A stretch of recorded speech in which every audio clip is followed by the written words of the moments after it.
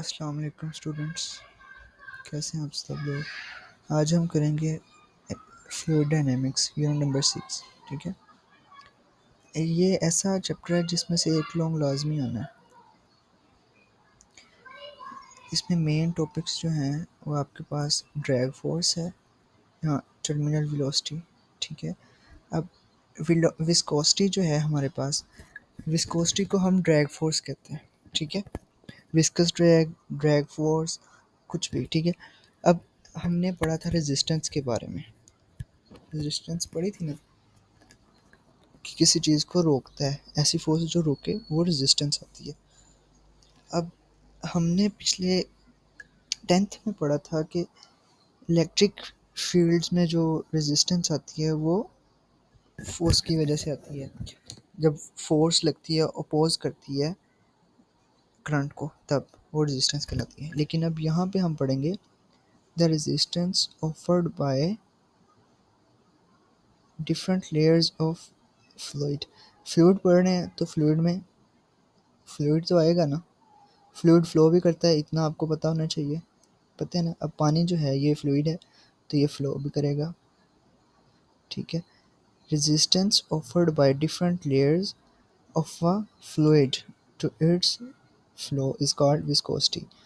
अब विस्कोसिटी जो है ये किस चीज़ पे डिपेंड करती है? डिपेंड उस चीज़ पे करती है ये कितना थिक है या फिर लाइटर है। लाइटर से मतलब ये जैसे इसकी लेयर्स होती है ना, तो पानी है, पानी किसी भी चीज़ में डालें तो इजीली फ्लो हो जाता है। तो पानी की विस्कोसिटी जो है वो बहुत ही कम है। ठीक है, सबसे ज़्यादा विस्कस जो है ना वो हमारे पास शहद होता है, हनी। उसको अगर हम किसी चीज़ में डालने की कोशिश करते हैं तो काफ़ी टाइम बाद आता है, फ्लो करने में काफ़ी रेजिस्टेंस आती है उसको। तो यहाँ पे लिखा भी हुआ है, हनी हैज़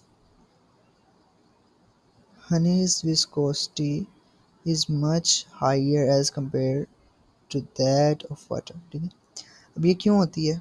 यहाँ पे लिखा हुआ है the cup will drain more quickly. अगर पानी का है तो पानी जल्दी गिर जाएगा, ड्रेन हो जाएगा। लेकिन अगर शहद है तो फिर वो नहीं होगा।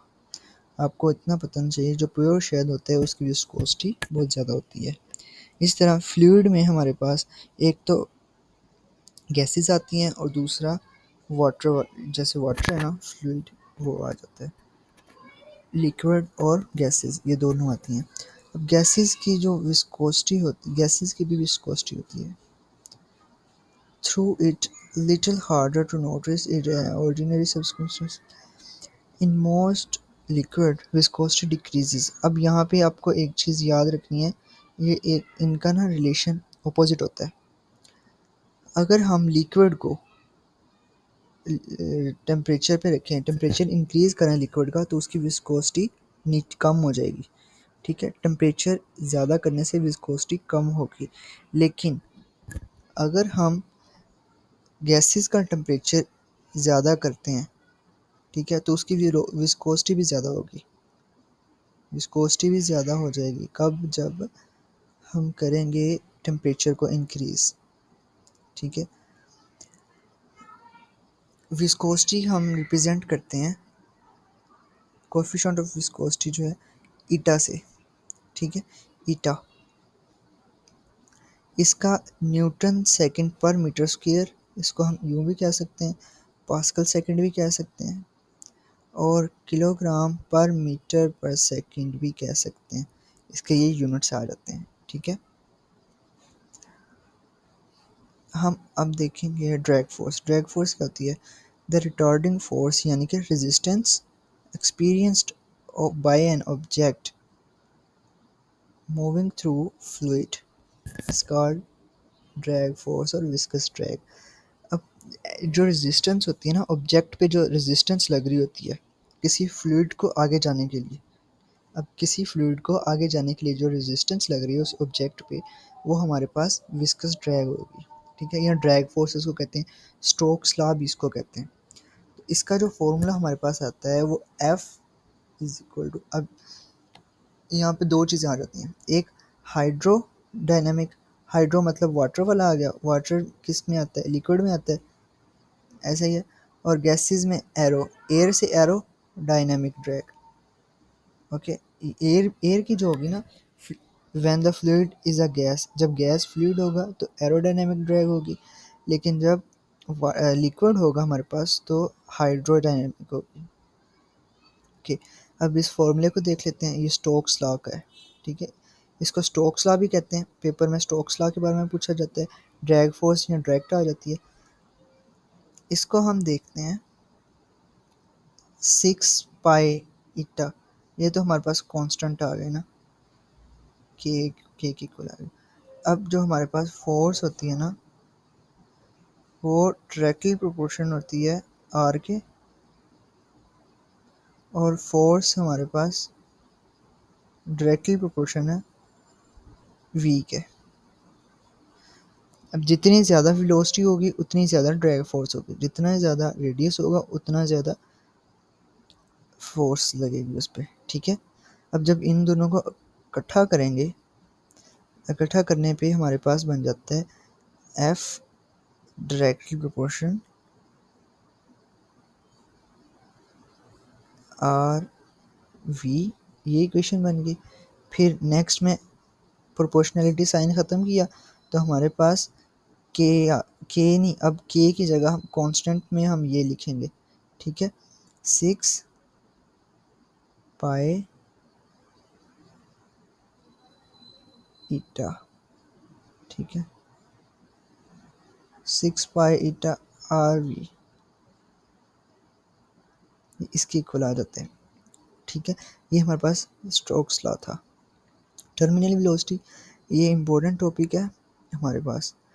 The constant maximum constant velocity acquired by a freely falling object. आपने सिर्फ 3 चीज़ों पे ध्यान देना है। मैक्सिमम कांस्टेंट वेलोसिटी एक्वायर्ड, ठीक है, मैक्सिमम कांस्टेंट वेलोसिटी है। एक्वायर्ड या अटेन इसकी जगह आप लिख सकते हैं, ठीक है। एक्वायर्ड लिख लें या अटेन लिख लें। अटेन्ड सेकंड फॉर्म लगानी है, ठीक है। मैक्सिमम कांस्टेंट वेलोसिटी, 3 ये word, maximum constant velocity, acquired या अटेन्ड लिख लें आप, by a freely falling object, 3 words ये आ गए। Freely falling object in a viscous medium, ये हमारे पास विस्कस मीडियम आ गया, ठीक है। इज कॉल्ड टर्मिनल वेलोसिटी, तो ये हमारे पास टर्मिनल वेलोसिटी होती है। ओके, तो इसको हम यूं बोल सकते हैं, जो मैक्सिमम वेलोसिटी एक ऑब्जेक्ट कर रहा है, अटेन कर रहा है, और उसका जो है मीडियम भी विस्कस है, ठीक है, मीडियम विस्कस है, तो इसको हम टर्मिनल वेलोसिटी बोलेंगे। Okay, terminal velocity is attend when the weight of object is balanced by the upward drag force. अच्छा, अब देखो हम इसको यूं लिखेंगे, ये लिखने की ज़रूरत, ये लिख लें तो ज़्यादा अच्छा है। मैं आपको भी बताता हूँ। एफ इज़ इक्वल टू, आपको पता है एफ किसके इक्वल होता है, वेट के इक्वल होता है। F is equal to W, F weight के इक्वल है, तो वेट हमारे पास किसके इक्वल होता है, एम जी के इक्वल, ठीक है, एम जी, ठीक है। एक हो गया हमारे पास एम जी। ओके, वेट यहाँ पे हम लिखेंगे weight M G minus drag force, अभी हमने पढ़ा है किसके इक्वल है, 6 pi eta, 6 pi eta r we. जब इसमें से ये माइनस करेंगे तो हमारे पास नेट जो वो फोर्स आ रही है वो हम ज़ीरो के इक्वल पुट कर रहे हैं। ये आइडियल केस है, ये याद रखें आप, आइडियल केस है। और हम टर्मिनल वेलोसिटी यहाँ पे हमने वी फाइंड करना है, सही है। ये अब इसको उधर ले जाएंगे, ठीक है, इसको उधर ले जाएंगे, माइनस है ना तो उधर आके प्लस हो जाएगा हमारे पास। जब प्लस हुआ तो हम इसको यूं लिख सकते हैं, ये इस तरह आ गया, ठीक है, इस तरह आ गया। अब v इधर लिखा, वी टी, टी हमने कर दिया टर्मिनल वेलोसिटी को, ठीक है। एम जी ये इधर मल्टीप्लाई हो रहा था सारा और इधर आके डिवाइड हो गया। जब डिवाइड किया हमने तो M G over 6 pi eta V. ठीक है, यहाँ तक हमने वेलोसिटी निकाल ली। लेकिन अब हम इसको मज़ीद एक्सपेंड करेंगे। अब हमने पढ़ा था कि वॉल्यूम डेंसिटी, डेंसिटी का फॉर्मूला पढ़ा था ना आपने। डेंसिटी इज इक्वल टू, या इसको हम रो कर लेते हैं, डेंसिटी के साइन यूज़ कर लेते हैं।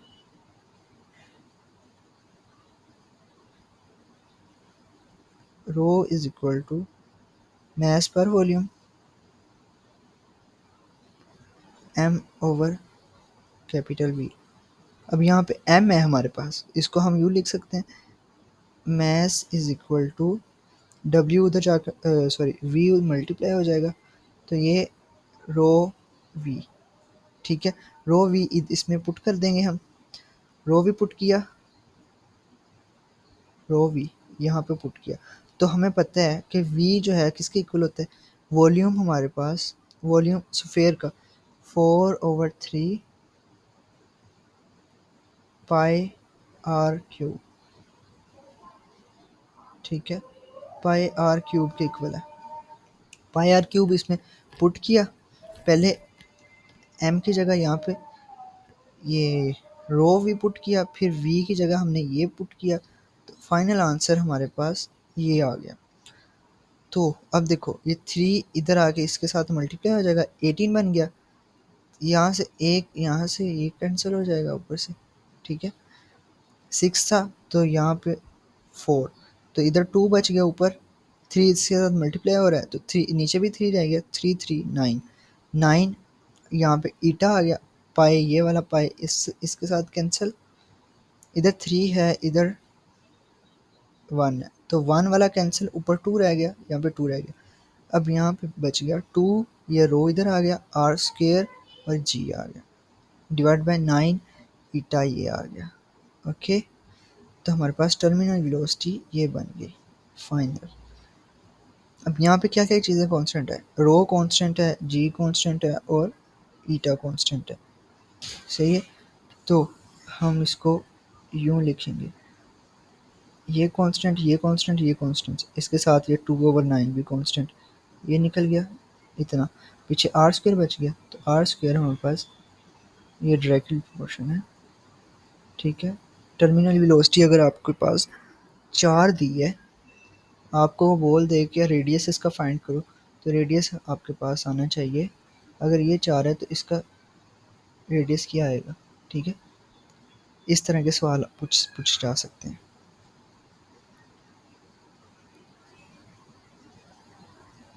नेक्स्ट हमारे पास पैराट्रोपर्स जंप है।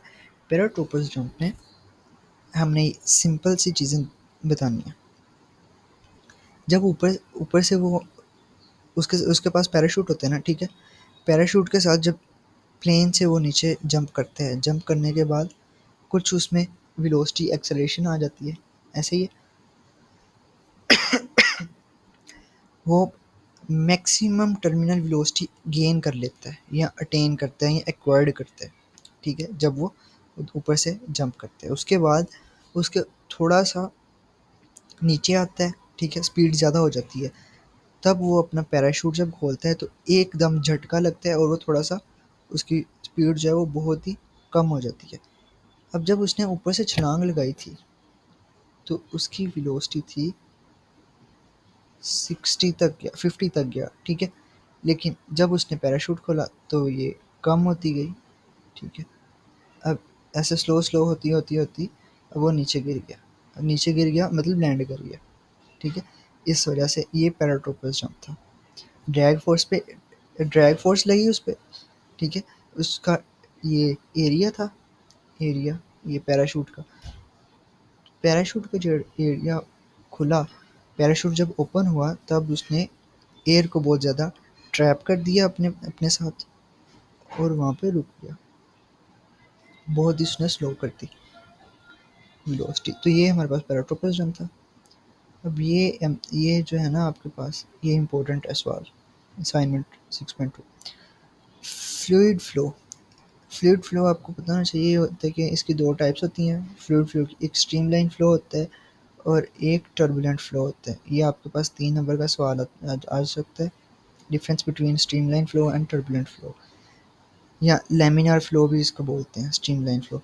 अच्छा, अब देखो आपके पास ऐसा फ्लो, स्टडी फ्लूइड फ्लो की ऐसी टाइप जिसमें जो लिक्विड है या गैस, सॉरी इसमें अभी से लिक्विड का करते हैं ना, लिक्विड जो है आपके पास वो सेम वॉल्यूम के साथ जाए, ठीक है, मतलब कि जो उसकी है ना वेलोसिटी वो तो सेम रहे, ठीक है, तब हमारे पास लैमिनार फ्लो होगा या स्ट्रीमलाइन फ्लो होगा। अगर आपके पास जो फ्लो है वो स्ट्रीमलाइन नहीं है, ऐसे उसकी वेलोसिटी एक कभी इधर जा रहा है कभी इधर जा रहा है, जब हम किसी चीज़ को स्क्वीज़ करते हैं ना, ऐसे पानी जब हम कैरी में दे रहे होते हैं तब उसके ऊपर हम हाथ रखते हैं, फिंगर रखते हैं, उसको डाइवर्ट करते हैं, या उसको कभी पहले तो आराम आराम से जा रहा होता है लेकिन जब फिंगर रखते हैं तो उसका प्रेशर तेज़ हो जाता है, होता है ना, तब वो टर्बुलेंट फ्लो में आ जाता है, लेकिन उससे पहले हमारे पास स्ट्रीमलाइन फ्लो होता है। ये दो टाइप्स हैं इसके, ये आपने एक डेफिनेशन बता देनी है, एक ये बता देना है, तो आपको नंबर मिल जाएंगे। Irregular flow of fluid is called turbulent flow, ठीक है, irregular flow of fluid is called turbulent fluid. अब यहाँ पे हमारे पास कैरेक्टरिस्टिक्स आ जाती हैं आइडियल फ्लूइड की।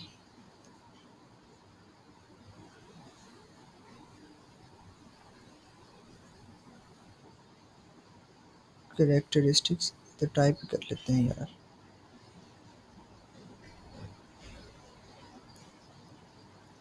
कैरेक्टरिस्टिक्स ऑफ आइडियल फ्लूइड, ठीक है,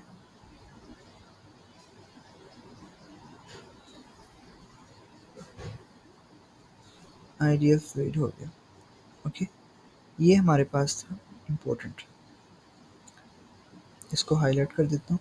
इसकी ये 3 टाइप्स हैं, इसकी आपने कोई 3 लिखनी है, आपने 4 लिखी हुई है ना, आपने कोई 3 लिखनी है। The flow is irrotational, irrotational होगा, ठीक है। दूसरा इनकम्प्रेसिबल होगा, एक हो गया हमारे पास इरोटेशनल, एक हो गया इनकम्प्रेसिबल, ठीक है। दूसरा फ्लूइड इज लेमिनार होगा, आइडियल फ्लूइड जो है ना वो नॉन विस्कस होगा। ये 3 4 आपके पास पॉइंट्स हैं, तो ये आपने लिखने हैं, कोई 3 लिख देने हैं आपने। लेकिन जो रियल फ्लूइड होता है ना, रियल फ्लूइड उसमें आल विस्कस विस्कस होता है वो, ठीक है, विस्कस होगा। Ideal fluid do not have any viscosity, set zero viscosity. यहाँ पे हमारे पास सिर्फ लेमिनार था, तो आइडियल फ्लूइड जो होगा वो टर्बुलेंट भी हो सकता है, ठीक है। और ये जो है ये कंप्रेसिबल भी हो सकता है, गैसेस आर कंप्रेसिबल, ठीक है। ये रोटेशनल भी हो सकता है। आपने इसको उल्ट कर देना है, आइडियल और लेमिनार उसको रियल को। ओके, नेक्स्ट हमारे पास इक्वेशन ऑफ कॉन्टिन्यूटी, ये मेन टॉपिक है लॉन्ग के लिए।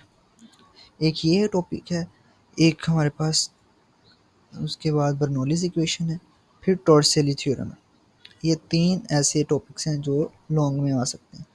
इस बार आपको इक्वेशन ऑफ कॉन्टिन्यूटी आया था या शायद बर्नौलीज इक्वेशन आया था, मैंने इसके साथ वाला किया था।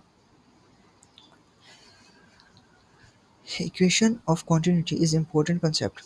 ओके, मैं आपको इसकी डेफिनेशन इधर लिख देता हूँ, पहले डेफिनेशन लिख लेते हैं, उसके बाद हम स्टार्ट करते हैं।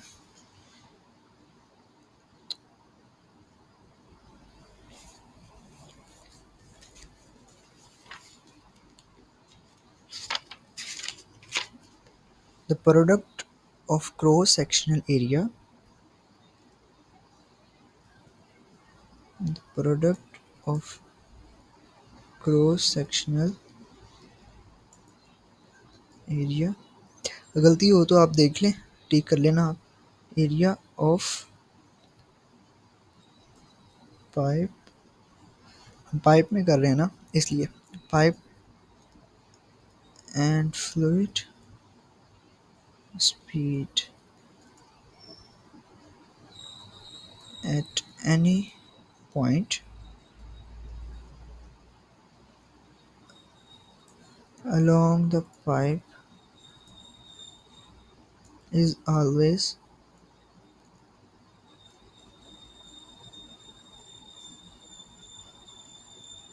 constant। ओके, ये हमारे पास थी डेफिनेशन इसकी। ठीक है, ये डेफिनेशन है, किस चीज़ की डेफिनेशन है? इक्वेशन ऑफ कॉन्टीन्यूटी की डेफिनेशन ये यहाँ तक हमने लिखनी है। ये लिख के फिर उसके बाद ये डायग्राम बनानी है। डायग्राम बना के ये देखिए अब यहाँ पे छोटा है, इधर आके बड़ा हो गया एरिया, डिस्टेंस ज़्यादा कर लिया। अब एक हमने डिस्टेंस लिया x1 और यहाँ पे डिस्टेंस लिया x2। ठीक है, v1 नीचे लिया, x1 था तो v1 ले लिया, एरिया भी उसका a1 ले लिया। इसी तरह इधर भी v2 a2 लेंगे। ओके, अब यहाँ पे हम देखते हैं x1 जो है हमारे पास डिस्टेंस, हमने वेलोसिटी फाइंड की थी। वेलोसिटी का फॉर्मूला क्या था हमारे पास, अभी लिख लेते हैं। v is equal to distance divided by time, ये था हमारे पास। तो इसको हमने किया distance t is equal to x, d is equal to V T. ठीक है, ये किया तो d की जगह हम ले रहे हैं x को। ठीक है, d की जगह हम x ले रहे हैं। ओके, तो x1 is equal to v one delta t आ जाएगा। नाउ अब हम देख लेते हैं v जो है हमारे पास, v वेलोसिटी, वेलोसिटी किसके इक्वल है, ax एरिया, ये सॉरी वॉल्यूम है, v1 वॉल्यूम है,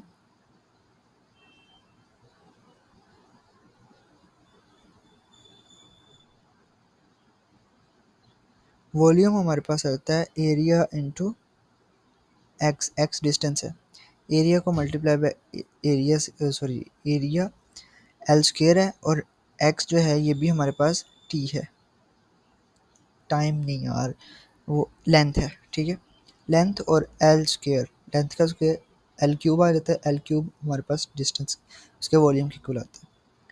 ए वन आ जाएगा एरिया, अभी हमने एक्स वन की वैल्यू निकाली है V one into delta T, तो यहाँ पे पुट किया हमने, तो फाइनल आंसर ये निकल आया हमारा। ठीक है,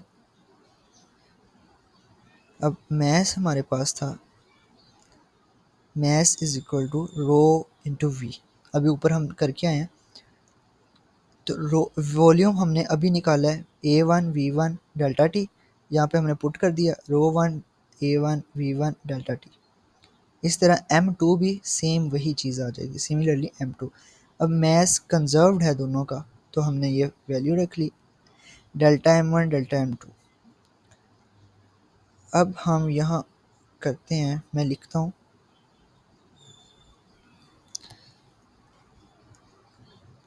p, इधर मैं रो ले रहा हूँ। ठीक है, रो रो वन है, ए वन है हमारे पास, और वी वन है हमारे पास, वी अब स्मॉल ले रहे हैं, और टी है साथ में, ऐसे ही है टी, यहाँ पे इस इक्वेशन में टी दिया गया था, is equal to P one, P अब टू आ जाएगा, P two A two V two और टी टू, टी दोनों में सेम आ रहा है ना, इसलिए हम टी टू लिखते नहीं, सिंपल ऐसे लिख लेंगे। ठीक है, अब हम ये इसको कटिंग कर लेते हैं, टी दोनों सेम आ रहे हैं तो टी कैंसिल हो जाएगा इधर भी और इधर भी। ठीक है, ये जब कैंसिल हुआ तो पीछे रह गया हमारे पास ये equation, rho one A one we one. अब रो देखो हम सेम चीज़ ले रहे हैं ना, आइडियल फ्लूइड है तो इनकम्प्रेसिबल है, आइडियल फ्लूइड में इनकम्प्रेसिबल होगा तो डेंसिटी सेम रहेगी, जब डेंसिटी सेम है तो यहाँ से ये भी कैंसिल, ये भी कैंसिल, कैंसिल हो गया। अब ए और we, A1 V1 = A2 V2। हम अब इसको कांस्टेंट ले लेंगे, एक को कांस्टेंट ले लिया या इसको कांस्टेंट ले लिया, तो आंसर हमारे पास AV = कांस्टेंट के इक्वल आ गया। ठीक है, नेक्स्ट हमारे पास आ गया, ये इंपॉर्टेंट है, ये हमने एप्लीकेशंस इसमें यूज़ करनी है। ठीक है, ये वाला ये बता रहे हैं, ये जब हम स्क्यूज़ करते हैं पाइप को तो इसका प्रेशर तेज़ हो जाता है। इसका प्रेशर इसलिए तेज़ होता है कि जब एरिया कम होगा तो वेलोसिटी ज़्यादा होगी, जब एरिया ज़्यादा होगा तो वेलोसिटी कम होगी। ये रिलेशन बता रहा है। ठीक है, बर्नौलीज़ इक्वेशन आ जाती है। बर्नौलीज़ इक्वेशन की इधर लिख लेते हैं, यहाँ इसकी डेफिनेशन लिख लेते हैं। डेफिनेशन हमारे पास है द प्रेशर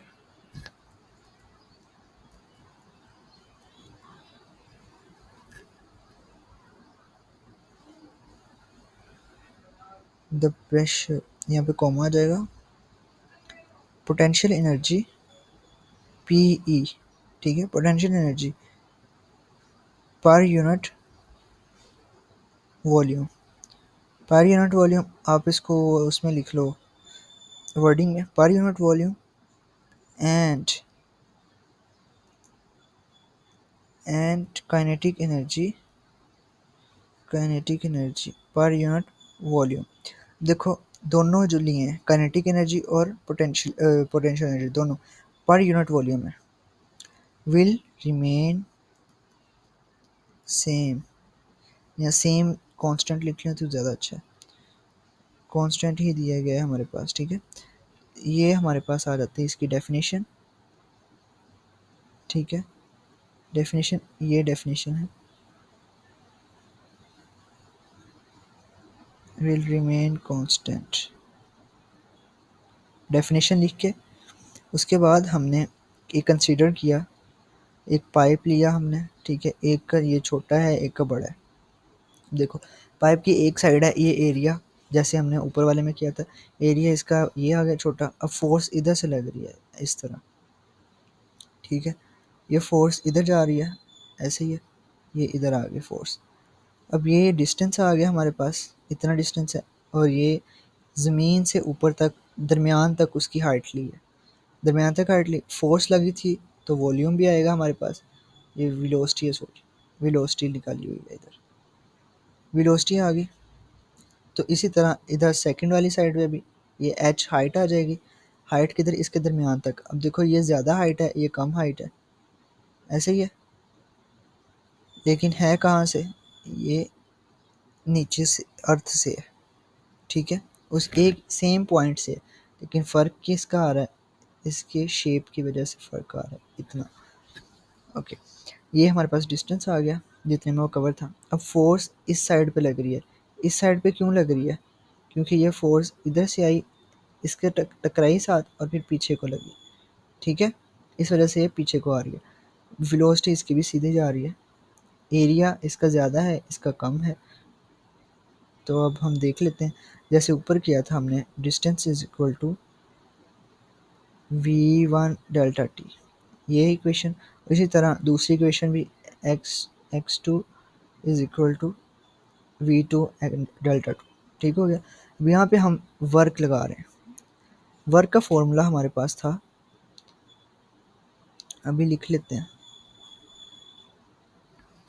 वर्क था हमारे पास, work is equal to force into displacement, force dot product है ना, फोर्स डॉट डिस्टेंस। ठीक है, फोर्स का डॉट प्रोडक्ट है, इस वजह से डिस्टेंस लिख लिया हमने, ये डिस्टेंस आ गया हमारे पास। तो डिस्टेंस हम ले रहे हैं इधर x को, x1 हमने क्या भी किया था, x1 हमारे पास थी V1 डेल्टा टी, ऐसे ही। अब हमने यहाँ पे V1 डेल्टा टी भी पुट करनी है, लेकिन उससे पहले हम प्रेशर हमारे पास था formula, P is equal to F, force पर यूनिट एरिया। ठीक है, फोर्स पर यूनिट एरिया, ओके, ये हमारे पास था फोर्स पर यूनिट एरिया। अब यहाँ से एफ की वैल्यू पुट करनी थी, तो एफ हमारे पास हुआ F is equal to P A, P A आ गया, ठीक है। अब फोर्स वन की ले रहे हैं तो एफ वन पी वन ए वन आ जाएगा, ठीक है। अब एक्स वन की हमारे पास थी वी वन डेल्टा टी, ये वाली वैल्यू ये हम उसमें पुट करेंगे। लेकिन उससे पहले एक चीज़, यहाँ पे ये जो एक ये इधर जा रही थी लेकिन ये इधर आ रही है, अब यहाँ पे 180 डिग्री बनाएगा ना ये, इसके साथ एंगल चेंज हो रहा है, ऑपोजिट आ रहा है, तो ऑपोजिट के साथ साइन भी ऑपोजिट आएगा। नेगेटिव साइन जो है वो हमें शो कर रहा है ऑपोजिट, ऑपोजिट टू, इसको हाईलाइट कर देता हूँ, negative because F2 is opposite to F1, इस वजह से ये नेगेटिव साइन आया, ठीक है इस पे। अब नेक्स्ट देखो टोटल वर्क कितना था हमारे पास, W is equal to W1 plus W2। W1 की वैल्यू थी P1 A1 into delta X1, delta X1 की वैल्यू हमारे पास VT थी, तो यहाँ पे हमने पुट कर दी, ठीक है। अब देखो इसमें भी वैल्यू पुट की तो हमारे पास ये बन गया P1 A1 V1 to T minus P2 A2 V2 is T, ये W की इक्वल था। W हमारे पास आता है potential P1 V1 is equal to P2 V। अब हमने इसको वॉल्यूम लिख के आना है, आपने पहले अभी करके आए थे हम A1 V1 इंटू T था हमारे पास वॉल्यूम इक्वल, यहाँ हम देखते हैं ये वॉल्यूम वाला किधर गया,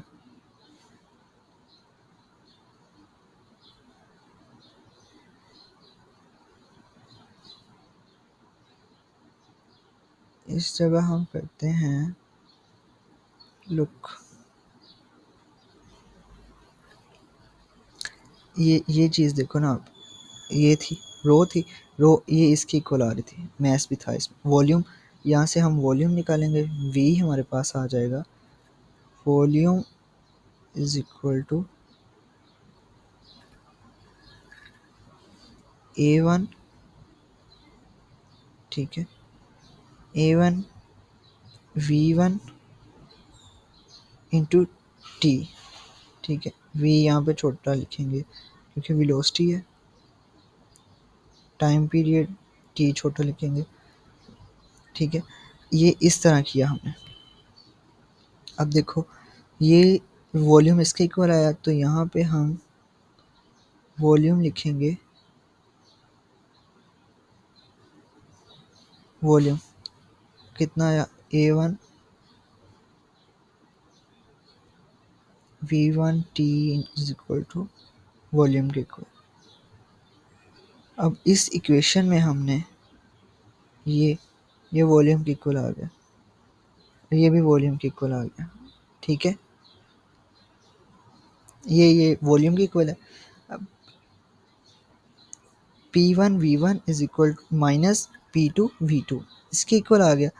अब वॉल्यूम मैस ओवर डेंसिटी था, तो वॉल्यूम कॉमन लेके हमने मैस ओवर डेंसिटी इधर पुट कर दिया, तो वर्क डन जो था हमारे पास potential energy plus kinetic energy, ये दोनों आ गए, तो इन दोनों की वैल्यूज़ पुट की हमने इधर, और ये वाली इक्वेशन इधर पुट कर दी, कंपेयर किया ना, इस इक्वेशन को कंपेयर किया, ठीक है, इस इक्वेशन और इस इक्वेशन को कंपेयर कर दिया। W is equal to W, kinetic energy plus potential energy is equal to difference in pressure multiply mass पर डेंसिटी। तो जब ये पुट किया हमने तो इधर से मास कॉमन आ गया, सब में से मास आ गया कॉमन, इसमें से मास कॉमन आया था, तो ये माइनस इसको कर दिया, कैंसिल कर दिया मास को। इसी तरह बाकी सब के साथ ये रो इधर आके डिवाइड मल्टीप्लाई हो जाएगा, ठीक है, ये रो है इधर डिवाइड हो रही है ना, इधर आके मल्टीप्लाई, इधर पूरी इक्वेशन के साथ, इधर भी मल्टीप्लाई, इधर भी इधर भी इधर भी सबके साथ मल्टीप्लाई हुई, तो हमारे पास ये इक्वेशन बन जाएगी। मल्टीप्लाई करने के बाद उसने मल्टीप्लाई करने के बाद P1 को उधर प्लस कर दिया, इधर लेके आ गया, ठीक है। P2 को, ये माइनस हो रही थी ना P2, इधर आकर प्लस हो गया, इधर वाली जितनी भी माइनस वाली वैल्यूज थी वो इधर आ गई, इधर वाली माइनस वाली उधर चली गई, तो सारी प्लस प्लस हो जाएंगी। इस वजह से ये हमारे पास इक्वेशन आ गई, जिसको हम कहते हैं बर्नौलीज इक्वेशन, ठीक है, बर्नौली इक्वेशन। अब ये तो आ गई इक्वेशन, एक साइड को हम कांस्टेंट ले लेंगे, दोनों क्योंकि सेम है इसलिए ये हमारे पास बन गई। अब एप्लीकेशन आ जाती है बर्नौलीज इक्वेशन की। एक एटॉमाइज़र आ गया, एटॉमाइज़र में हम देखते हैं जैसे परफ्यूम में नोजल्स होती हैं ना, वही ऊपर से हम वो लगा होता है, जैसे स्प्रे स्प्रे करते हैं तो हल्की सी उसमें नोजल होती है तो ज़्यादा प्रेशर से जाती है, ठीक है, प्रेशर से जाती है और पूरे कमरे में फैल जाती है। एटॉमाइज़र का काम यही है। फ़िल्टर पंप है, फ़िल्टर पंप भी नीचे से उसका देखो प्रेशर कम होता है, सॉरी प्रेशर नीचे ज़्यादा होता है, ऊपर आके कम हो जाता है क्योंकि नीचे पाइप उसका स्मॉल होता है, ठीक है, हाइट भी आती है उसके अंदर, ये सारी चीज़ें इसमें आ जाती हैं। अब देखो इट्स स्पीड इंक्रीज़ होगी जब वो ऊपर आ जाएगा, ठीक है, प्रेशर कम हो जाएगा और स्पीड उसकी इंक्रीज़ हो जाएगी। टॉर्स-शेली थ्योरम, ये थोड़ा ये इम्पोर्टेंट है सवाल, ये भी लॉन्ग में आ सकता है। यहाँ पे हमने एच को ना ज़ीरो लेना होता है, ठीक है, सिंपल सी बात है। एच हमने एच कह रहा हूँ, वेलोसिटी हमने ज़ीरो रखनी होती है, P1 V1 इंटू रो जी एच। एक वेलोसिटी हमने ज़ीरो रखी, एक हमने फाइंड करनी है। Speed of flow from an orifice at depth h below the top surface of a liquid is equal to speed gained by the fluid in free falling object through the height। अब यहाँ पे हमने Bernoulli's equation लिखी, क्योंकि ये Bernoulli की है ना एप्लीकेशन, तो बर्नौली इक्वेशन लिखी। यहाँ पे इक्वेशन लिखने के बाद हमने ये वाली वैल्यू, ये V1 ये इसको ज़ीरो कर दिया, ज़ीरो किया हमारे पास, तो P1 प्लस रो जी एच वन ये बच गई। हाँ क्यों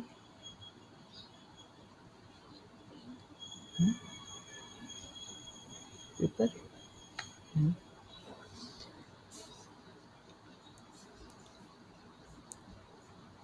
यहाँ पे हमने इसकी वैल्यू ज़ीरो कर दी, उसके बाद P2 plus half rho V2 square plus row ji h to. अब देखो यहाँ पे हमने ज़ीरो की तो हमारे पास ये वैल्यूज़ जो थी इसको हम इधर रहने देंगे, बाकी दोनों वैल्यूज़ को उठा के ले जाएंगे, या इसको साइड पे कर लेंगे बाकी सबको, क्योंकि हमने V2 निकालनी है ना, वेलोसिटी निकालनी है हमने, ऐसे ही। अब V2 लिखो या ना लिखो उससे फ़र्क नहीं पड़ता, क्योंकि हमने एक वैल्यू कर दिया ख़त्म। अच्छा, इसको आप यूँ भी कह सकते हो वेलोसिटी ऑफ इफ्लक्स, ये आपके पास सवाल आ जाता है उसमें न्यूमेरिकल में, वेलोसिटी ऑफ इफ्लक्स वाला, ठीक है। द वैल्यू ऑफ इफ्लक्स ये पूछ लेता है, या फिर how to solve the value of efflux इस तरह ना, या फिर फाइंड वेलोसिटी ऑफ फ्लक्स, ठीक है, ये सवाल पूछेगा। यहाँ पे उसने पुट कर दी V2 V के इक्वल, V वाली वैल्यू साइड पे कर ली, बाकी सारी एक साइड पे कर ली, तो हमारे पास final answer P1 minus P2 और रो जी एच वन माइनस रो जी एच टू। यहाँ से ये P रो जी कॉमन आ जाएगा हमारे पास, ठीक है, P1 माइनस P2, ठीक है। प्रेशर डिफरेंस जो हमारा था वो ज़ीरो के इक्वल है, प्रेशर जो है वो दोनों इक्वल है, ठीक है। जब इसको हमने बाहर भी और अंदर भी दोनों का प्रेशर इक्वल है, जब इक्वल है तो हमारे पास ज़ीरो के इक्वल होगा, ठीक है। हम देखो चार में से चार निकालें तो ज़ीरो ही आता है ना, तो इसलिए ये भी ज़ीरो हो गया, पीछे क्या बच गया, रो जी एच वन माइनस रो जी एच टू, तो रो जी हम कॉमन ले लेंगे, H1 माइनस H2, तो रो रो से कैंसिल, यहाँ करते हैं कैंसिल, रो रो से कैंसिल हो गया, पीछे GH1 माइनस H2, तो H1 माइनस H2 जो है हमारे पास वो H के इक्वल आ जाएगा, ऐसा ही है। ये H उसने लिया हुआ है, ये H लिया, H2 माइनस ये देखो ना, इसके को ले लिया उसने,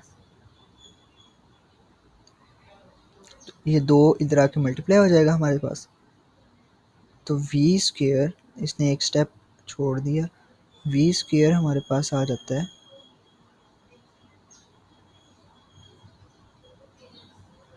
2GH,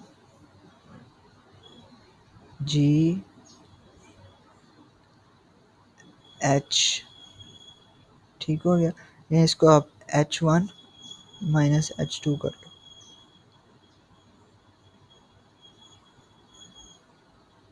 ठीक है, यूँ कर लो। तो हम H, इन दोनों को हम H के इक्वल कर लेंगे। अब H के इक्वल किया तो हमारे पास बन जाएगा V square is equal to 2GH, 2GH इसके इक्वल आ जाएगी 2GH, ठीक है। इधर स्क्वेयर आ रहा है, तो स्क्वेयर को ख़त्म करना है तो हम यूँ लिखेंगे अब, ठीक है, स्क्वेयर ख़त्म किया तो ये आ गई, ये वैल्यू आ गई हमारी, ठीक है। वेंचुरीमीटर, वेंचुरीमीटर में हमने क्या करना है, simple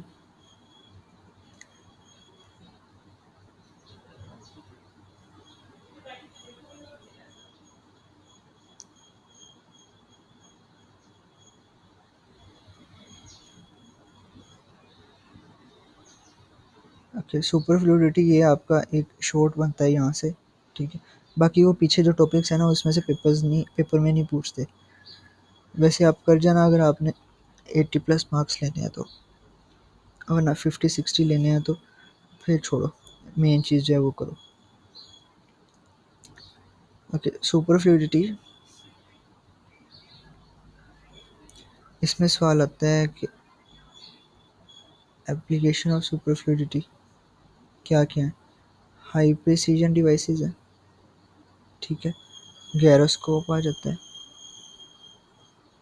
measurement of some theoretical predict, gravitational effects आ जाते हैं, ठीक है, स्पीड ऑफ लाइट कैसे, सिग्मा मैनोमीटर का एमसीक्यूज आ जाता है कि इसके नॉर्मल टेम्परेचर कौन, इसका जो नॉर्मल होता है ना एमएमएच क्या होता है,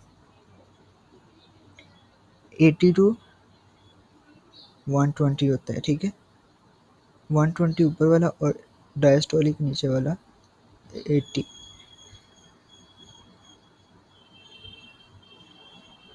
बाकी सवाल जो है ना वो मैं आपको डिस्क्रिप्शन में लिख दूंगा।